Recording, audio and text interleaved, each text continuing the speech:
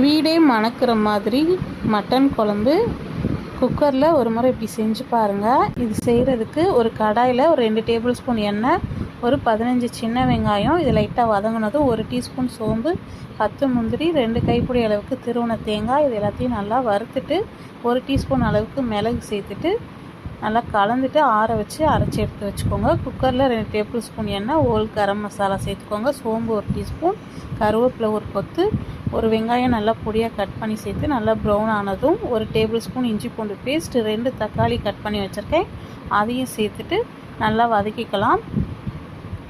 இப்போ நம்ம குழம்புக்கு தேவையான அளவுக்கு மிளகாத்தூள் வந்து 1 டேபிள் ஸ்பூன், மல்லித்தூள் 2 டேபிள் ஸ்பூன், அப்புறம் மட்டன் மசாலா இல்லைனா கரம் மசாலா ஒரு 3/4 டேபிள் ஸ்பூன், உப்பு தேவையான அளவு சேர்த்துக்கோங்க. நான் 1 கிலோ மட்டன் க்ளீன் பண்ணி எடுத்து வச்சுருக்கேன், அதையும் சேர்த்துட்டு ஒரு 5 நிமிஷத்துக்கு கறியை நல்லா வதக்கிட்டு நம்ம அரைச்ச தேங்காய் பேஸ்ட்டையும் சேர்த்துட்டு நல்லா கலந்துட்டு குழம்புக்கு ஒரு 3 கப்லேருந்து 4 கப் அளவுக்கு தண்ணி சேர்த்துக்கோங்க.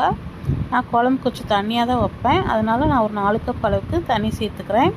சேர்த்துட்டு உப்பு காரம்லாம் செக் பண்ணிவிட்டு கொஞ்சமாக கருவேப்பிலை தூவி விட்டு குக்கர் மூடி போட்டு ஒரு 4 விசில் விட்டு எடுத்திங்கன்னா கறி நல்லா பஞ்சு மாதிரி வெந்து ரெடி ஆகிருக்கும்.